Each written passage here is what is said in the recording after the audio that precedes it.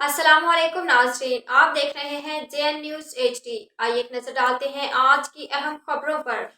बहावलपुर अरसलान सदीकी से district police officer इबादत नसार की सदारत में क्रिसमस त्यौहार और न्यू ईयर के हवाले से जिला भर के चर्च हाई के मुंतजमीन से मीटिंग। क्रिसमस और न्यू ईयर के मौका पर सिक्योरिटी के फुल प्रूफ इंतजाम किए जा रहे हैं। क्रिसमस और न्यू ईयर के मौका पर कायम अमन यकीनी बनाने के लिए मुंतजमीन चर्च हाई और सिविल सोसाइटी का किरदार अंतहाई अहमियत का हामिल है। किसी को अमन खराब करने की इजाज़त नहीं दी जाएगी। तफसील के मुताबिक पुलिस लाइन्स मीटिंग रूम में डिस्ट्रिक्ट पुलिस ऑफिसर इबादत नसार की ज़ेर सदारत मुंतजमीन चर्च हाई के साथ मीटिंग मुनक्किद की गई, जिसमें क्रिसमस और न्यू ईयर नाइट के हवाले से सिक्योरिटी इंतजाम का जायजा लिया गया।